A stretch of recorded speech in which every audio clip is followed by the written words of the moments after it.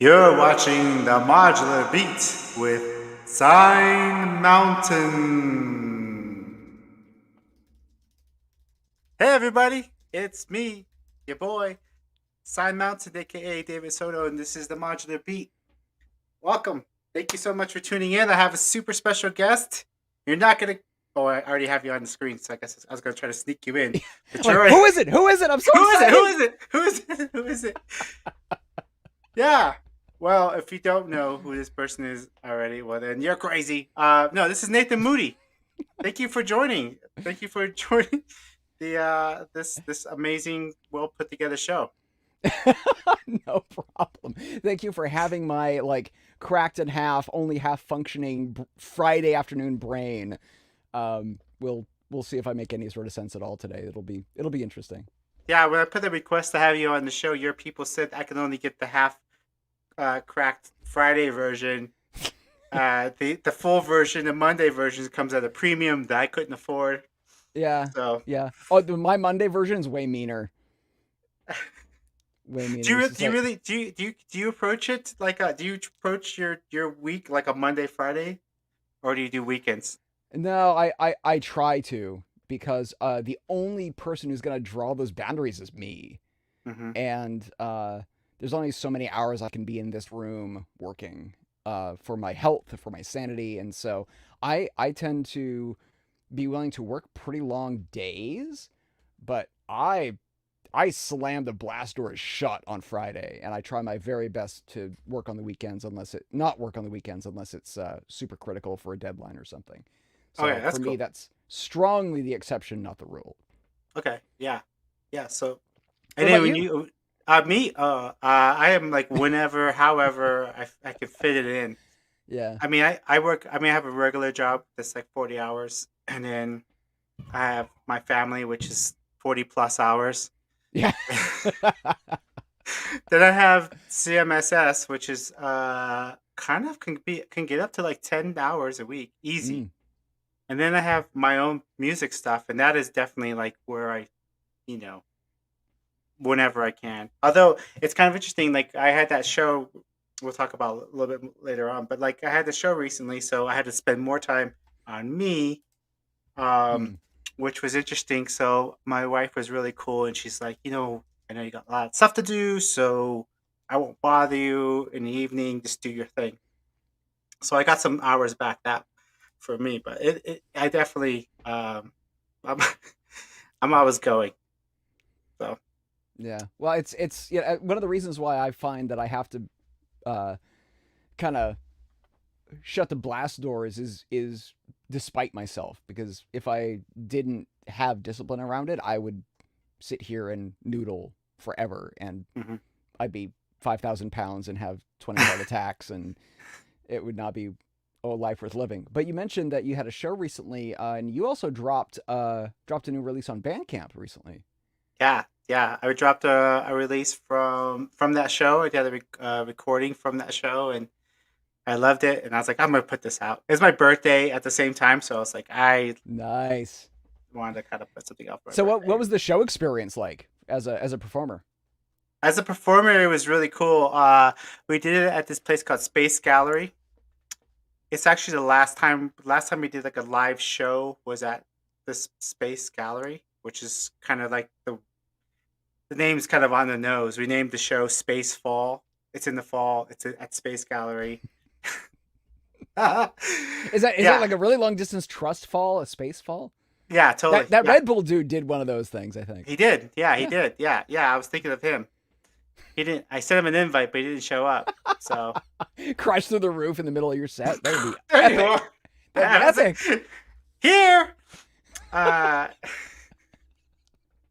yeah, yeah. Spaceball is definitely. You know what's so funny? You know, it's funny you say that because I try to be good about looking up if I have a title of something or I have an idea for a show or something. I try to look it up I, and see if like maybe it means something else before I put it out there and find out it's like whatever a bad idea to like use that name. And so I looked up Spacefall and I could not find anything about Spacefall. I found that guy. I think his name's like I won't even try to remember his name because I can't remember. But it said fall from space, but there was no space fall, and I was like, oh, that's interesting. They didn't go with space fall, so Hmm. yeah. So I, so far as I know, no one else is using the term space fall. So it is whatever you want it to be. Trust. I love a trust exercise from outer space. That's good. But it was, you felt like it was a good show. Like Oh yeah. how did it So feel being on stage? Like break it down. so two things. Two things about that show. Obviously, because I was the person putting on the show, there's that kind of added stress. So I had all these really awesome stress dreams for the first 3 weeks. Yeah, they were awesome. And then, but the cool thing was like I had so behind me you can kind of see my case is taken apart. Um, I thought for sure I was gonna put everything in the smaller case. That was my first idea. I was like, I'm gonna like make this really sweet like minimum case, and that's gonna be my thing. And I did that for like 2 weeks, and I got all kinds of cool sounds, but nothing like great performance wise.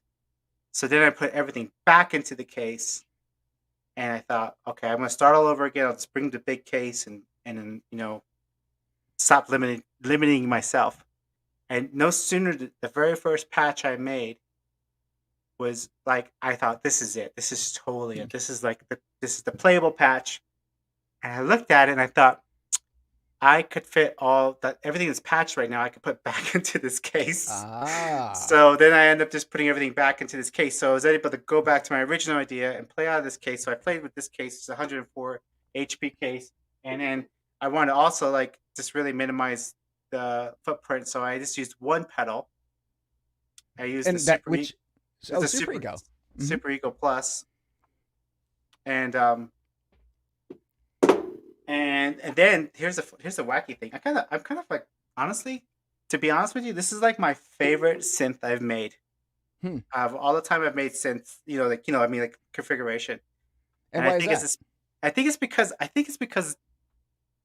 think it's because it is to me the most efficient way I've used what I have. Hmm. Like the whole everything. I did something I never I thought would be cool, but I didn't think was possible. And that is like create a bunch of cool sounds, chords, and all kinds of other things with all my other instruments. And then I sampled everything into the Bitbox. Ah. I made little loops. Hmm. They were like kind of loose loops. So I did some looping. So I had the loops going in there. And then the crazy thing I like about this case is that like half the case is a mixer. Hmm. So what I Bold did is choice. so yeah, so I have no sequencer in here. I have two wavetable oscillators over here. The the big box macro and a Vactral LPG and the monsoons on delay mode. And what I did is I'm feeding everything into the mixer, out of the mixer, out of the aux, into the Super Ego, and then back into the mixer. And the only thing that mixer's playing out is actually the what's coming out of the. Oh, sorry. This goes out, back, and then into monsoons. Then the monsoons back into the mixer. So I'm getting all my like end of chain delay and reverb out Hmm. of the monsoons. Um, so and then the cool thing about the performance mixer is it has these nice aux switches. So I'm just playing the auxes. So during the whole performance, I'm just pulling in different auxes into the Super Ego, freezing certain points of it, Hmm. pulling them out, adding them, pulling them, adding different loops, and doing it like that, and Hmm. then just playing like that. So I thought it's funny because like so then I'm just hand playing the the pitches on the oscillators, and then so I just like I'm my own VCA, I'm my own sequencer, and it was like well I can either like take stuff out, put a sequencer in there, take stuff out, put a VCA, an envelope generator, all that kind of stuff, or I can just do it by hand, Mm-hmm. which is like or the funny way of like why not like I some people bring keyboards, why not just be that just for space sake. Yeah. So So what's yeah. super interesting about that, David, is that your path to this show is really similar to how I've evolved my live performance, which is entirely live looping with no sequencing. Like Cool. I exact same thing. I use different tools, but the approach is absolutely the same. I find that Cool. really interesting. Yeah, that's cool. That's cool. So tell me about like what's the signal flow for like a live patch, like the last one you did live. How's that? Uh, it wasn't Eurorack. It was all Seat Lombard kind of based. So I had, a bunch of, I had like two delay pedals. I had the Coco Quantus, which is a dual delay and looper. I had some handmade instruments. So it was like this, and it was all driven by a TR-606. So that was providing master clock. Okay. And so that was the only sequencer, was the drum sequencer built into the 606. And every show is improvised. Every set of loops is different. I think I Nice. always have an iPad whenever I perform live. Yeah. It's idiotic, but that's the only consistent instrument I have used every time I play live is the iPad running sampler, and I sometimes I run Animoog if the mood fits, um, and it's just like go in not quite knowing where things are Uh-huh. going to go. Like I've rehearsed the crap out of it, so I've got a general plan, Mm-hmm. but I can't count the number of times where like as I'm performing, Seat Lombard instruments have pitch sliders, and I set them up and I tune them before the show. And as I'm performing in the heat of performance, like I'll flick a knob, and every oscillator goes out of tune. I'm like, right, that's the performance. Okay, here we go. And it's just like, okay, you just have to lean into it, Yeah. and you just have to Yeah. like be there and own it. And Mm, if it goes wrong, go even more wrong in that direction, and then mm. pull it back to something over time. And so live looping for me is like, and I did a performance a few years ago here near here in San Francisco where I played with two guitars and it was all live looping. And so like I don't know, that method of building up and pushing down density over time, like to me, I don't know, man. I get wigged out when I use a sequencer. Like I'm gonna mess up the pattern I made. It's like with live looping like that, I just don't worry about it for some reason. Yeah. Yeah. Yeah, that's cool. Yeah, it's funny. Like, I forgot who I was talking to. I think we were talking about. I think we were actually we had Heimbach on one time, and we were talking about samplers. And I remember like before he got on, he's like, I'm not sure if I'm the right person for this because I'm not really a sampler guy, whatever. But he got on there and he started talking about how like the very early synthesizers were like samplers, were like loops, you know. Yep. And So it kind of did actually make sense, but I hadn't realized the history of how tape. Honestly, like naively, I didn't realize the connection with. I know like there was the West Coast the word tape was using it, but I didn't really like click in my head that the looping and the whole thing, that whole scene. So I was like, so it took me a while to kind of get to that, to that realization, let alone be cool with it, because I had been doing hip hop stuff before I got into modular stuff, and I thought that doing modular stuff would not mean doing sample stuff for some reason. I have no idea. I have no idea where that came from. Uh, Maybe it's Well, just like, yeah. no, that's super interesting though, because I think a lot of people do equate modular with synthesis, Mm-hmm. which in this day and age, like unless you're on 5U maybe, or the Buchla, or like some format that just doesn't have samplers, like I can see how that could be made an equivalent, in one's brain. But certainly in Eurorack, like it's just a format. It's not a method of sound generation, Right. right? So like you get like I know a lot of people who have in especially sound designers in the game industry, for example, like a lot of those folks that I'm friends with, they've got huge modular racks that are like nothing but samplers and sound processors. It's like, oh, if I have a VCA, it's to act as an LFO. Like I don't use that for sound generation. Yeah.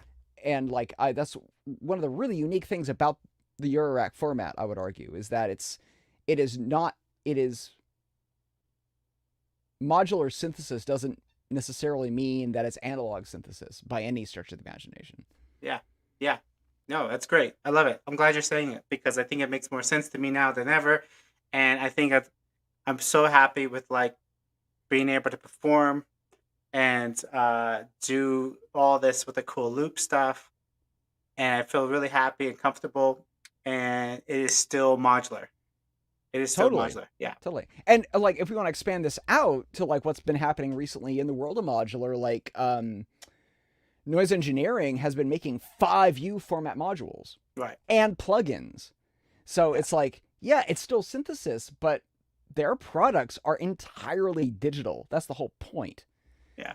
And people love them because they're aggressive sounding, generally speaking. They can be, pretty aggressive, and that's kind of how they're marketed. But I think Noise Engineering is an interesting company because they're like, we have these sound engines which are entirely digital, and we're making them available through Eurorack and 5U and plugins. Yeah. And I don't know of another company that's really doing that, and I find that really interesting. Yeah. Yeah. No, it's true. It's cool. Yeah. There's no reason why you have to be just stuck with the Eurorack format. And definitely you don't have to be stuck in a rebuilding West Coast or even East Coast synthesis. You can do whatever. That it's modular. Totally. So that's probably the most important part of it, right? So that's cool. Yeah, yeah. So I'm loving the idea of doing, but the cool thing about the loop stuff is I still do some of that other stuff. I still sequence some stuff. I still play some stuff. Mm-hmm. I still build patches, and I am able to do some of that stuff. Although I'm sure I could do found sound or whatever if I really wanted to, but I still get a chance to play with it all. And I think it really pushed me to actually use that and not have to like be forced to like make a patch where uh I'm trying to orchestrate many voices at the same time. Mm. I could Oh, in a just live setting, yeah, that is brain death. Like the cognitive load of trying to like manage a bunch of active synthesis patches yeah, in the heat of performance it's when hard. you're in a club, it's 140 decibel sound pressure. Like it's too much. I can't do it anymore. Yeah, yeah. So, I mean, yeah, I mean, there's probably a few people who are willing to do it or can do it. I'm looking at you, Colin Benders. Uh, Colin, Colin, and I'm calling you out. I'm calling you out, Colin. Come on the show. Um, Yeah, he's the yeah, master of that yeah, that stuff live. Like very few people. Oh, and uh Tony Child, aka Surgeon, yeah, Richard Devine, like these are the people who like live synthesis is their bread and butter, and they're masters at it. yeah, Totally. yeah. I'd even Caterina Barbieri, another Mhm. really really good example of that as well. Suzanne Ciani, another amazing example. Todd Barton, like these are all people who for whom this kind of stuff is just Yeah, comes really naturally. But for me, the more complex the patch, the more scared I am to perform. So for yeah, me, it's like I got to get it down to a point of comfort where I can just express instead of feeling like I'm project managing a set. You know yeah, what I mean? yeah. Props to people who can do it all like that for sure. And I think I've definitely tried to do that, but I really like a small setup. I like to be focused, like what you said, and the looping stuff definitely helps with that. But I guess it's just me and you. That's just how we are. But Welcome to the live looping show. I'm Nathan. hey, This is David. exactly, exactly, yeah, exactly, yeah. That's cool. I'm glad that that feels awesome. I feel pretty good about that set. So yeah, but the set was dope, and then every other set after that was like progressively doper, doper, doper. It was so awesome. It was so good. It was like everybody brought their A game. It was super.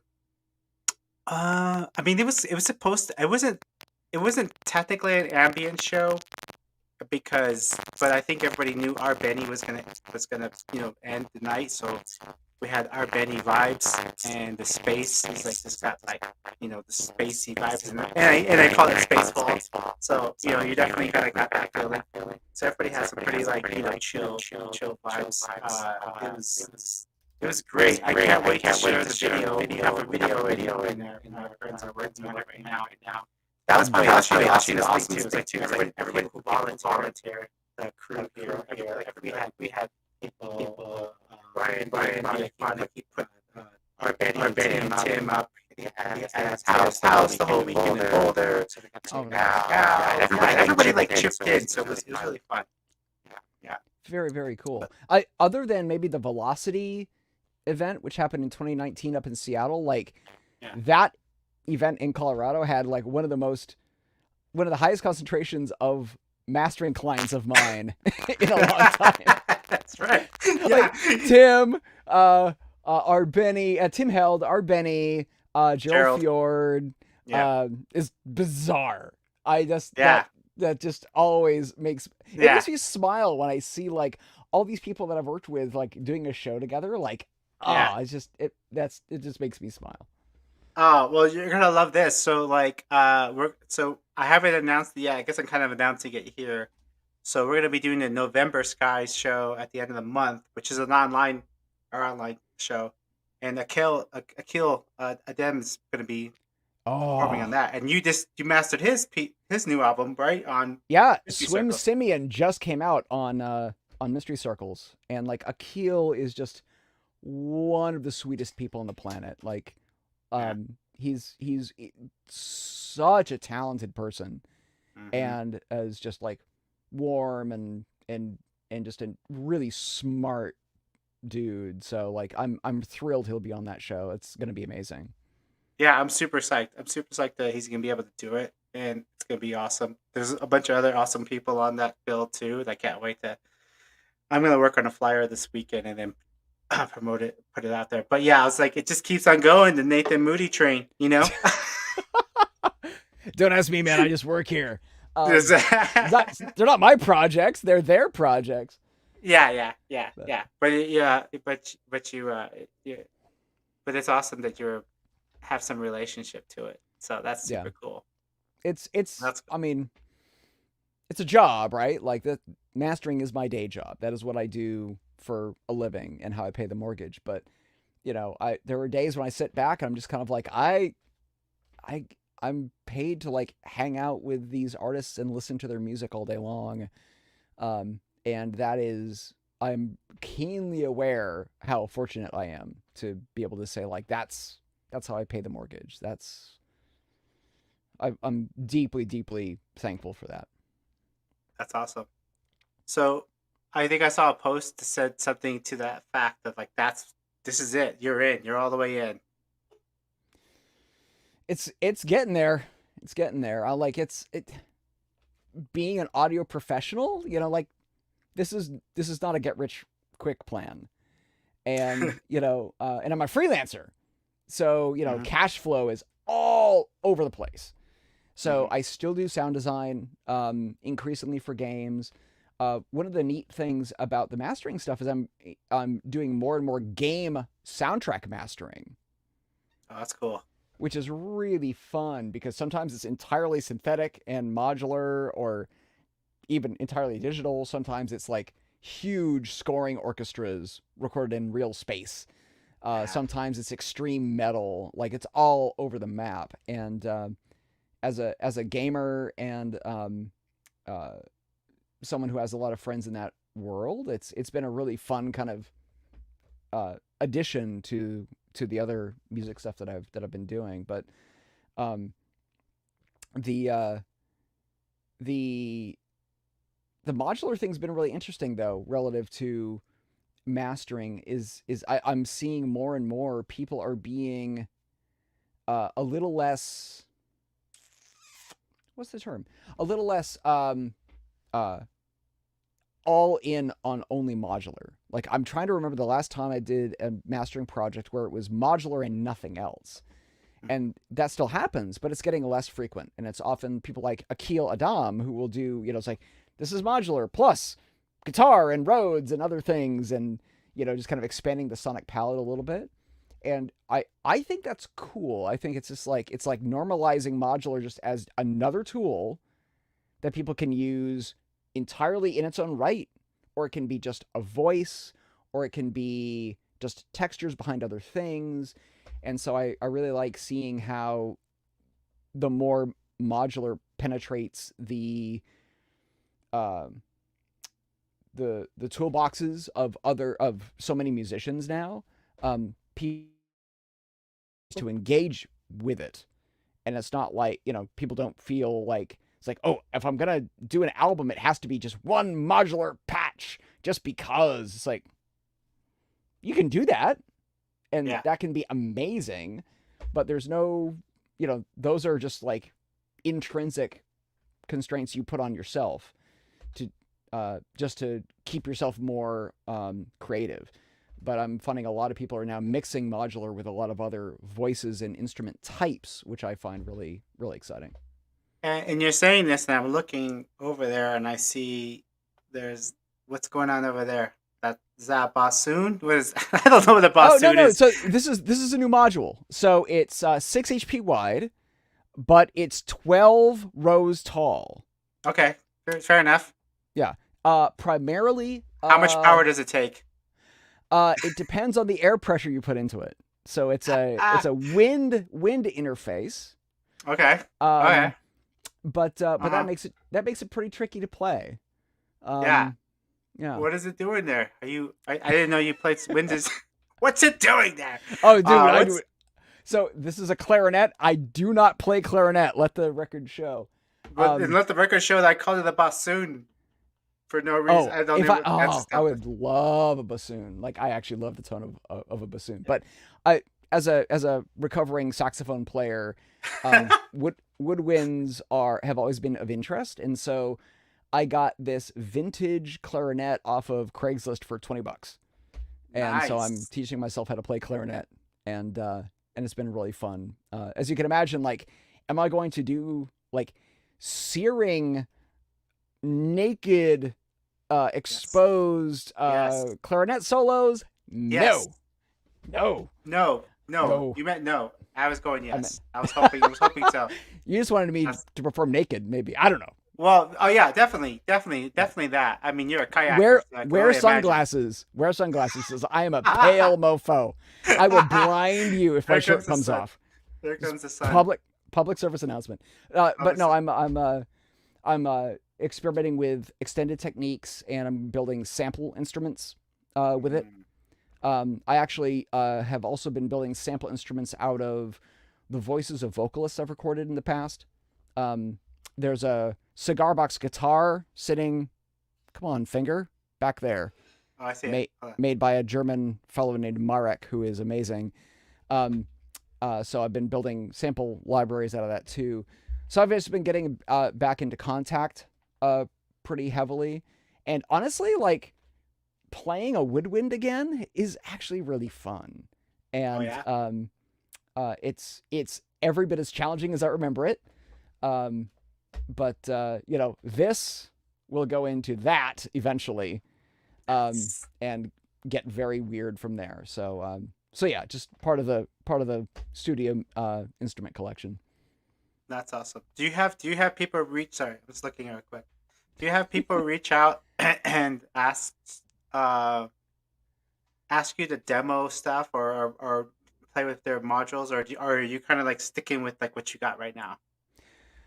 I've really stepped back from doing that recently, just because my plate's full. Hmm. When I do still beta test for software companies. So I do a lot of testing for Valhalla DSP, Glitch Machines, Nice. and a few others. But especially when it comes to hardware, there's so many more variables actually. Yeah.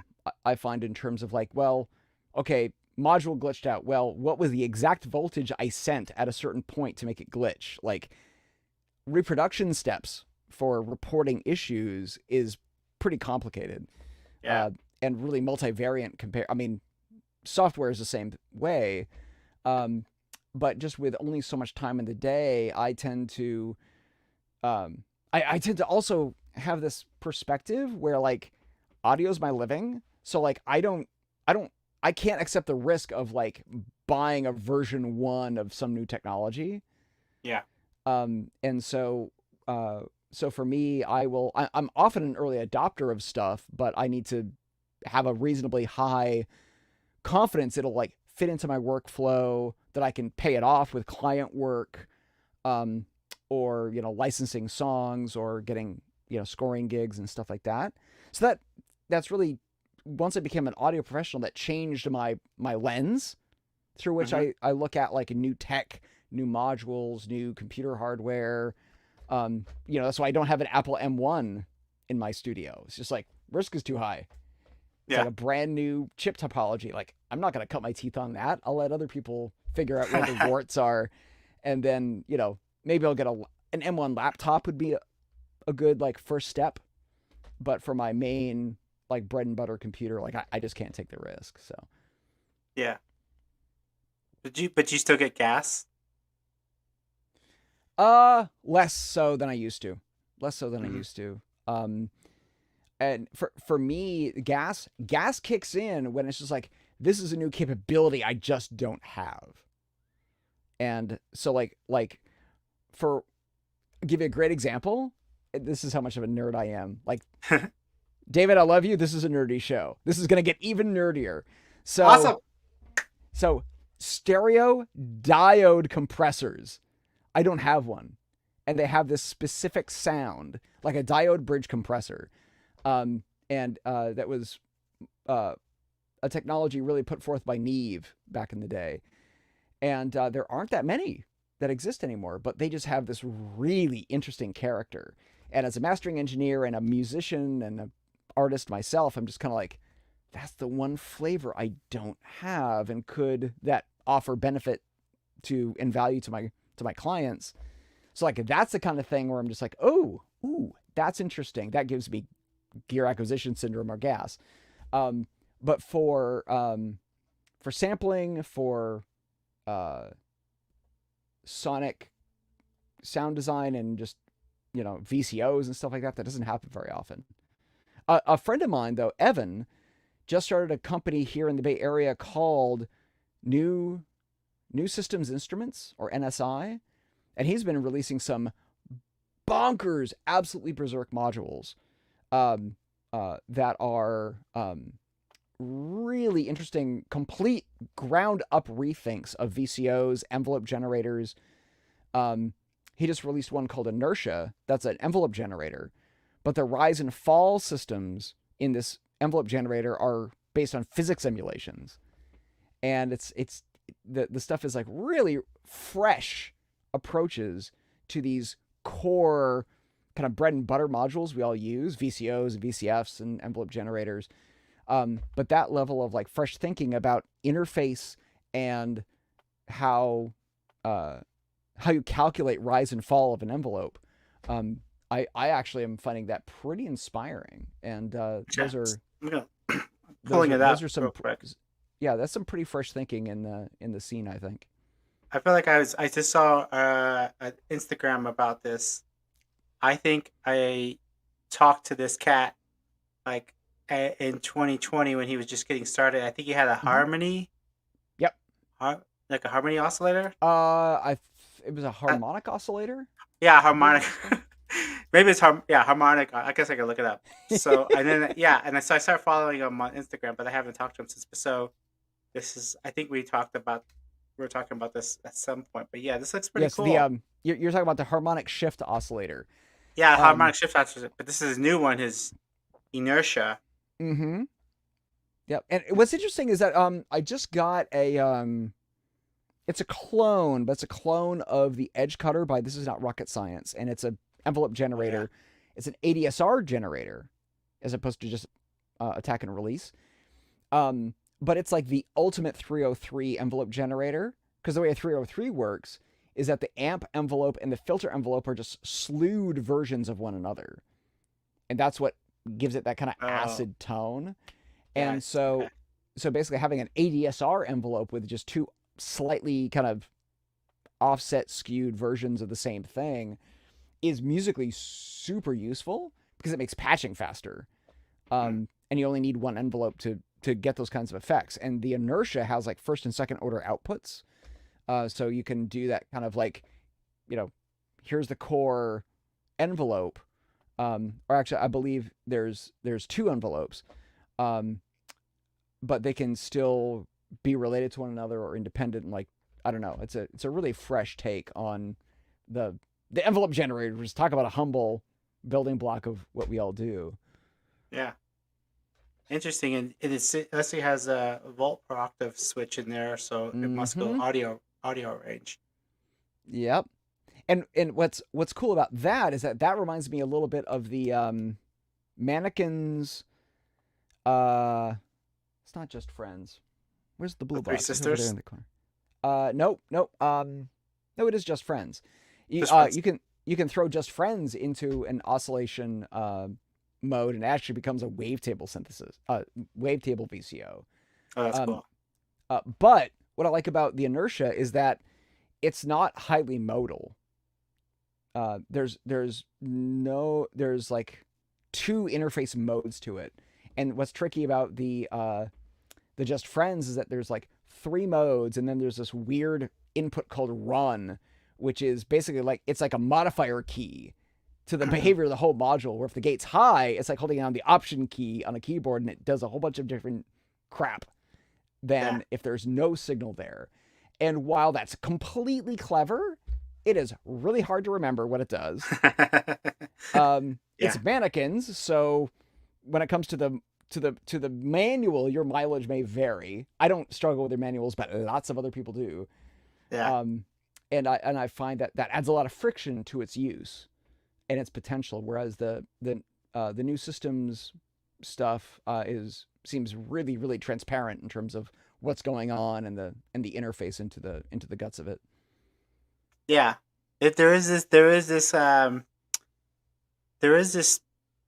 this preference by certain manufacturers to like be more, I don't know, mysterious isn't the right word, but like, well, I mean, uh you have the Labar stuff. I mean, it's like you could just say what it is, or you can kind of infer what it is. Yeah, yeah, it's I mean, I don't know if there's like a right or wrong way, except for like what you yeah, mentioned, the friction stuff. Like for some folks, that's like friction. You're like, totally. I don't want to like, I don't know what it is. It's hard. I don't want to Mm. remember what it is. So I I, completely agree. And I this is so the Seat Lombard stuff. A lot of people are very frustrated with the verbose documentation. mm-hmm. A lot of people are frustrated with mannequins documentation from whimsical raps. Um, and yet, I understand what the manufacturers are going for. What the manufacturers are trying to say is here is the broadest functional, like, here's the broadest sense of functionally what this does. Mm-hmm. And as a manufacturer, I'm trying not to tell you how to use it. So you only use it in that way. And they're trying to be like, like the verbose voltage multi-stage.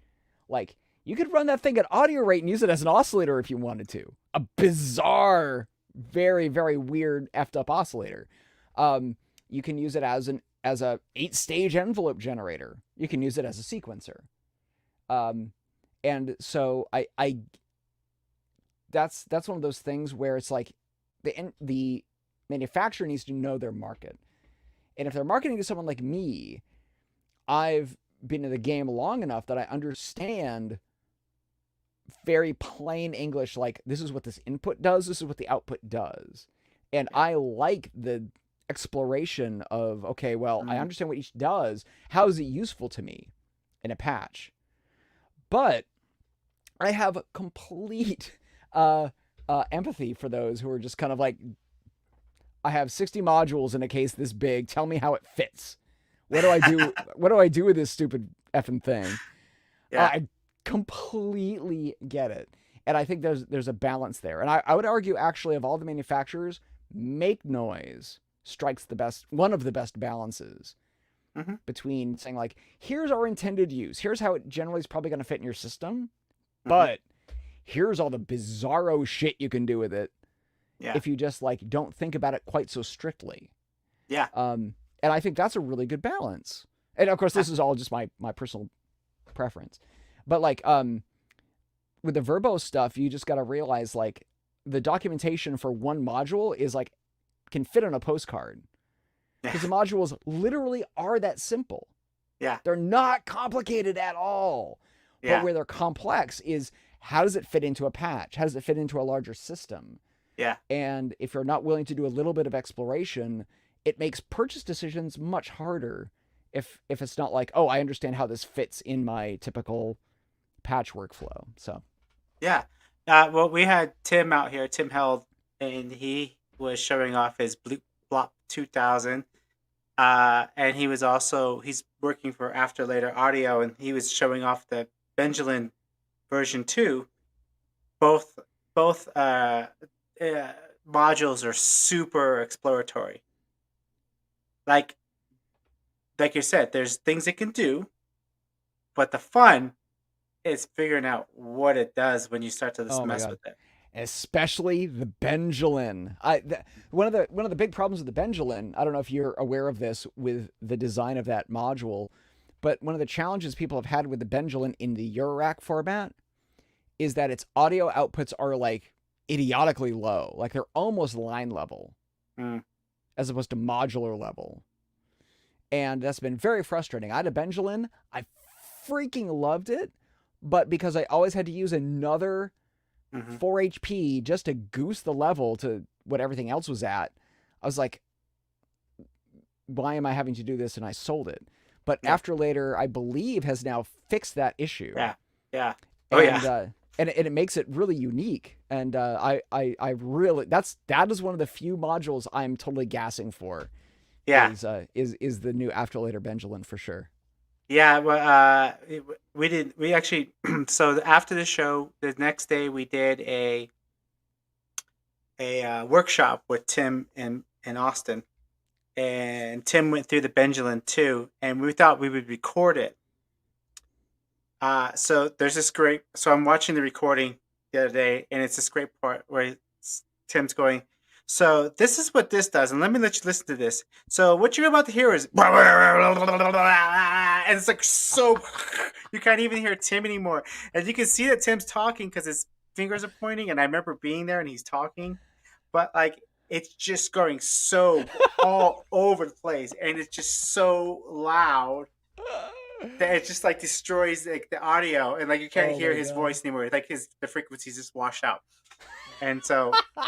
I love I it. mean, when I was there, it was like pretty like, whoa, that's pretty intense. It was awesome. It I was such a l- I love it. I've heard very few modules on their own do what a Benjamin does. I mean, I've actually never heard of any module on their own do what a Benjamin does. I've seen patches do what a Benjamin does.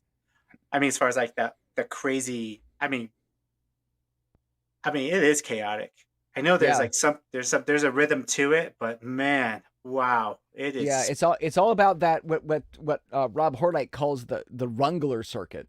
Yeah, That's the chaotic heart of it, and like even I think a lot of people hear stuff like you're describing and they think of it as a VCO. It's marketed as VCO, but using that as control voltage. yeah, yeah, Oh yeah, yeah. oh yeah, that gets fun. Yeah, That gets that's fun.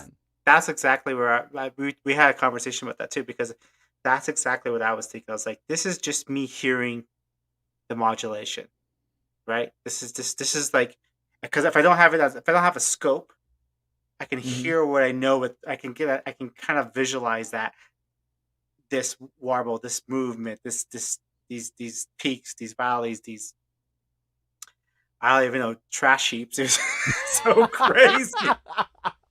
It was so wild. I just thought like drop that down to LFO range and Hmm. we've got ourselves supper. I mean, it Oh, is dude, for intense. real. And then like you take that like take the Rungler super low frequency, and then just take the Rungler output, and then you can run a couple of its own outputs or compare it to something else and run it through a logic Yeah, processor, and yeah, it is rhythmic. It's just chaotically rhythmic. And yeah, so like if you want like a not quite stable clock that mhm, spills out the occasional trigger that you want to use to drive a larger patch, oh mhm. man, that is fun. Yeah. Well, the other thing that you might to add to your gas is that so the Benjamin, What are you it doing to ben, me, David? I know. I'm trying to sell Uh, you. What's it gonna take for me to get you in this Benjamin V2 today? This baby has so much CV. Let me tell you. Exactly. You gotta get rid of that old piece of crap you got back there and jump into this. So one thing he has in here, there is 2 expander modules, and one kicks out a they're both like Turing modules based off of the Rungler and stuff like that. So it gets like better and better. I don't know if I can see him here, but where's it at? Oh, the Moricom. It's expander. It sends out pulses. Mm-hmm. And so that's an out the outlet that sends out pulses based on what's going on inside the pendulum. And then the other one was something else. Tim's probably he's probably watching right now going, "It's right there, you dummy." Sit down, Tim. Give us a second. Exactly. Jeez, Tim. Yeah, and then the Enigma, and that's spitting out different voltage. So you could have some pretty crazy fun with that. Anyhow, nice. It's right up your alley. Yeah. I actually never owned a Turing machine until this year. And Chris remember Magpie Modular? Yeah. So Chris over at Magpie sent me like the full like combo plate. Nice. For like all the expanders. Because I've got all the individual components. So I still have to assemble that. But that's going to be really fun. Like a lot of my sequencing in the Eurorack right now is just CV run into 3 separate quantizers. Mm-hmm. So I've got this whole bank of like 2 HP quants or 2 HP quantizers, whatever or tone. I don't even know what the module name is. And so I'm already just driving a lot of patches through rhythmically correlated CV. So having a proper Turing machine now is feeling like I'm finally doing some remedial catch up. Not sure where that's gonna go exactly, but we'll figure it out. Yeah, I mean, that makes me wonder if you've ever messed around with the Ornaments of Crime or the ADAX. In fact, I had an Ornaments and Crime in the Buchla format. Oh yeah, that's cool. Yeah. And it's a cool thing. I actually think I liked the earlier build or version called the Temp Utile. I think I like that one a little bit better. Technically, that's two different ones, but there was it's a different module. Yeah, but yeah, I mean, I think when people were looking at the Tempe Make Noise or that one, I feel like those two are very similar. The Tempe and the Tempe Utile. But I do like that one too. Yeah, that was I wound up really liking that one. I think more than Ornament and Crime, only because the Ornament and Crime I would like find myself sticking to one mode and just never shifting out of it. Yeah, and that's why I sold it. So I'm like, okay, this is 12 HP. How many just quantizers could I have in 12 HP? Yeah, because I'm only ever using it in quantizer mode. Yeah, That was, and that's just me. That's not a dig on the module or anything. That was just my use case for it. Yeah. So I just liked it so much. I'm just like, you know what? I'm going to pull it out and I'm just going to put a bank of quantizers. And so now I'm at that point where I'm like, okay, this works. But, a 2 HP module is pretty twiddly in terms of like trying to control it and use it. Yeah. So I'm at that point now where like, do I get a Harmonic? Do I get there was a really neat, there was a multi-channel quantizer that came out or was announced, and then basically like no one had them because of the global supply chain issues started. Mm-hmm. But then of course there's the Ferrari of quantizers, which is the ACL Symphonian. Yeah. And I was in Munich about 2 years ago, and I met Matthias, the designer. Oh, cool. Nice. And he was performing live at the same show I was, and he had 2 Symphonians. His system is so massive. He has 2 Symphonians, and he's got the cables going into it literally as a bundle were as thick as my forearm. Yeah. Because his live unit is just so massive. The Tenderfoot quad quantizer. This one here, yeah, that's what I was trying to remember. Yeah. I had 2 orders of that thing, and then stores finally got back to me, and they're like, these aren't coming in. What do you want to do? I'm like, Yeah, no, I yeah, really, really want that one. yeah. I feel like ADAC also had like this one. They have a quad too. Yeah. I don't know Yep, if you ever messed with. that's eternally been on my wish list as well. I Especially have because it's a. red and, It's, verbose. yeah, totally. Yeah, totally. It fit right there. You don't have to make one little switch on the knob. Cause I know you have your own Done. knobs. Yeah, Done. done. Yeah, yeah. I remember looking. I remember. So, the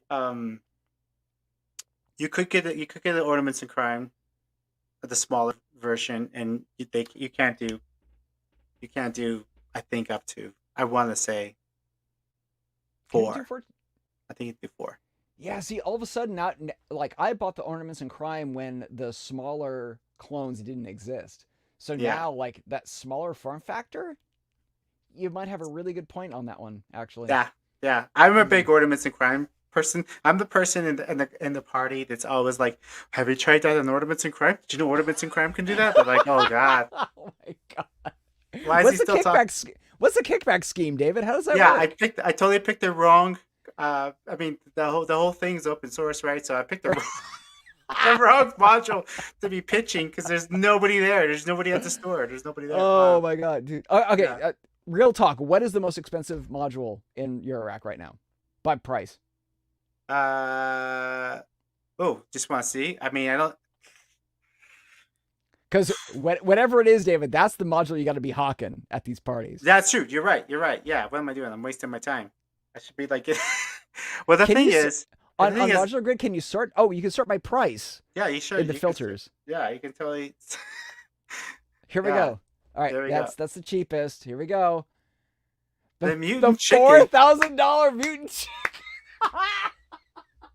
Stacy Goudreau, if you're watching, oh my god, that's the best. That's the That's awesome. best. I want it. I want it. I need it. I need it. I'm I need. I need it. I think I love how it says this changes everything. I need it so I can be. I can have one of those total YouTuber videos that says, "I bought the most expensive Eurorack module out there, and this is oh what my happened. god. What happens next?" Do you know how many NFTs I'm gonna have to sell to afford this thing? Oh, I know. Seriously, I'm gonna have to sell all the crypto I don't own, all my Tesla stock that I don't own, There all you my go. SpaceX. Hit back for a second, David. Okay, let's What see. else we got in the most expensive This is a black shuttle, Oh, but so full this is systems, right? That makes sense. Full that makes systems. sense. That makes sense. I don't think that's probably That's unfair fine. because, like, honestly, that's actually a steal. That's actually a steal. These shuttle systems are a steal. If you Yeah. think about it, if you were to build them by hand, especially even the ALM stuff, that's a steal. Yeah. Yeah. Those I think are absolutely realistically priced. Okay. So the I don't want to get anybody mad or anything like that, but I no think no no the no. percussive is definitely going to come up here as a Yeah. lightning rod for people who may think this is too expensive. But it's remarkable. I mean, how expensive is a computer of any kind? Like, it's a computer that you It put in is. your rack. I mean, like, Yeah, yeah, well, yeah. how much does that cost? Probably a lot. Probably a lot. Yeah, yeah. But if you can buy an M1 Mac right now, is it $2,000? I don't Mm. know. Actually, I don't know. So maybe. But yeah, that's a pretty pricey one. Here's the thing. I can't There's a believe we're doing this. yeah, yeah. Let's see what else we got. Schwayman, that's Oh, okay. Micro This Mac, yeah, sure. Yep. Yeah, those are gonna be pricey. Those are always very pricey for sure. This doesn't the Macbeth. Those are definitely I've seen. That's unobtainium, so Yeah. that's So gonna be whatever it's gonna be. uh, these are not as fair because they're so yeah they're a little bit titanium and stuff like that. So I guess that's part of I guess that's they go back to like my business plan of hawking the most expensive thing. Sometimes the most expensive thing isn't necessarily most expensive because they're making the most money. It's Good just point. yeah, it's just really hard for it's just really expensive for them to make. They're probably only making so many, Oh and it's yeah. yeah. I mean, So there's especially the Macbeth stuff. I mean, like I don't even know if Ken's building anymore, but um, the Macbeth stuff has just always been made in such small batches. Yeah. And Schweiman's the same way. I mean, I mean, yes, the build quality is nice. I've owned a bunch of Schweimans over the years, but Yeah. I think it's really more about just kind of like the supply and demand more than That's true. anything else. Totally true. Yeah. Yeah. But yeah, no, it's really interesting. The I am so thrilled. The fact that the most expensive module is the mutant chicken that I love makes it. that makes me so happy, so effing happy. That is Yeah. amazing. Yeah. So you got you got an in on that? I mean, is it real? Is it even real? Or is it just like a joke? Because I just love it. That's so funny. It's like so. You're gonna have to ask Stacy over at Hex Inverter. I've never heard or seen one in person, so Hmm. not sure how to answer that question. But it is a audio analog voltage controlled rubber chicken. I mean, I don't know why Uh, you'd want. I don't know why you'd want anything else, frankly. I know. I mean, I get it. It's game over module. I I get mean, that. Yeah. for 12 grand, you could make chicken cords. I mean, what's that worth to you? I mean, that's kind of everything, really. Chicken cords. This is the way I see it. I can make chicken cords. I start to book myself as the chicken cord guy. I get flown all around the world. Really? In about 3 years, I make enough money to pay off my chicken cord, to pay off the bank. I love this is Right. my this is also part of my imagination. I go to the bank. I say, listen, I need a loan. Here's the thing. Well, I got this business idea. I'm gonna build this system, and I'm gonna make a lot of money on it. They're gonna say, oh, okay, what kind of music you make? And I say, chicken chords. And at that point, I get thrown out of the building. I don't know, man. I'm calling first mover advantage on this one. Oh yeah, yeah, yeah, Yep. yeah. Well, I mean, the thing is, I can't. I'm definitely having you master that. So you The last thing Nathan ever mastered before he went absolutely insane yeah, he said was yeah, yeah, was the David Soto chicken cord album. yeah. He couldn't. Yeah, he said he couldn't do anymore. There was no point. There's no point mixing anything else. No We other have we have reached peak modular. peak modular. Yeah, Peak I love modular. it. Peak chicken. Peak chicken. Peak Peak chicken.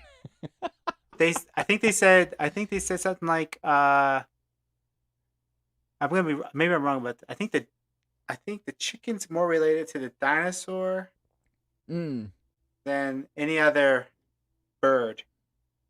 that Like makes on sense. the tree of life, like they're That makes closer sense. towards like T Rex and stuff. So So he might be listening right now, but there's a artist and modular artist and graphic designer named Corey Holmes, who is responsible for a very large percentage of the graphic design and artwork on my albums.